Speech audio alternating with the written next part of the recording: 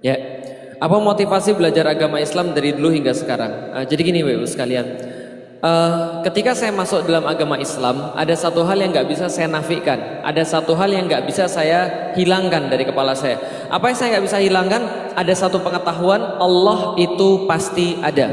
Itu yang saya dapatkan ketika saya masuk Islam. Misalnya contoh, ketika dulu saya berpikir, apakah Tuhan itu ada? Saya dapat Tuhan pasti ada. Dari mana? Dari perhitungan fisika.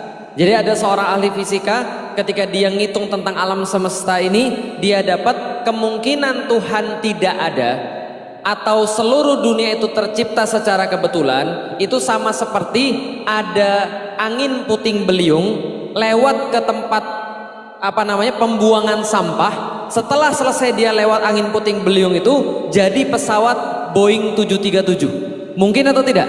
Nggak mungkin. Maka dari situ saya yakin Tuhan pasti ada. Dan ketika saya mikir, Tuhan itu namanya adalah Allah. Tahu dari mana? Al-Quran. Intinya adalah ketika saya belajar Al-Quran, yang saya dapatkan Al-Quran pasti benar, Al-Quran pasti ada. Maksudnya Al-Quran semua yang dikatakan adalah pasti ada. Maka termasuk yang ada di dalam Al-Quran itu adalah surga dan neraka. Kira-kira kalau surga sama neraka, yang kepikiran dulu surga atau neraka dulu? Surga atau neraka dulu? Kalau saya kepikiran neraka dulu. Dan ketika saya kepikiran neraka itu, karena itu pasti benar, karena berita itu kan pasti benar.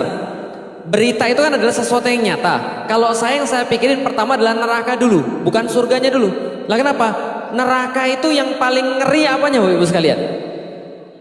Yang paling ngeri apa? Siksanya. Siksa yang diceritakan di dalam neraka itu yang paling ngeri ya? Bagi saya bukan. Bagi saya yang paling ngeri di dalam neraka itu adalah bahwa di sana selama-lamanya. Ada kata-kata labithina fiha ahqaba khalidina fiha abadan dan seterusnya. Itu yang paling ngeri bagi saya. Lah kenapa? Kata selama-lamanya itu nggak bisa saya bayangkan. Lah kenapa? Orang itu kalau dia mendapatkan satu hal yang nggak enak, yang dia hibur untuk dirinya adalah nggak apa-apa, sebentar lagi selesai. Di dalam hidup ini, senggak enak-enaknya hidup kita tinggal mikir kalau sudah mati selesai. Makanya orang banyak mau bunuh diri supaya masalah hidupnya selesai. Tapi kalau neraka itu nggak ada selesainya, itu yang ngeri. Bisa dipahami Bapak sekalian. Bahkan gak usah disiksa, suruh nunggu nggak ada selesai itu juga siksaan sendiri. Nah maka ketika saya takut betul akan terjadi siksa itu, inilah jalan saya satu-satunya, dakwah. Lah kenapa? Karena kita bukan nabi, kita bukan syuhada, kita belum syuhada. Yang satu-satunya yang bisa kita lakukan adalah berdakwah. Karena siapa tahu dari dakwah ini ada orang yang tercerahkan, ada orang yang kemudian tersadarkan, apa yang dia amalkan, dia ikhlas, bisa menutupi apapun yang kita tidak ikhlas. Maka bagi penulis kayak saya, itu yang paling menyenangkan apa? Yang paling menyenangkan bukan duit, bukan tahta, bukan kekuasaan. Tapi kalau ada orang bilang, alhamdulillah Ustadz, semenjak saya baca buku Ustadz, saya putus pacaran. Itu senang sekali saya. Lah kenapa? Bisa jadi orang ini bersaksi nanti di akhirat bahwa saya ada kontribusinya di dunia. Ini motivasi saya yang paling besar. Takut masuk neraka, nggak mutu banget tuh saat takut masuk neraka, nggak apa-apa.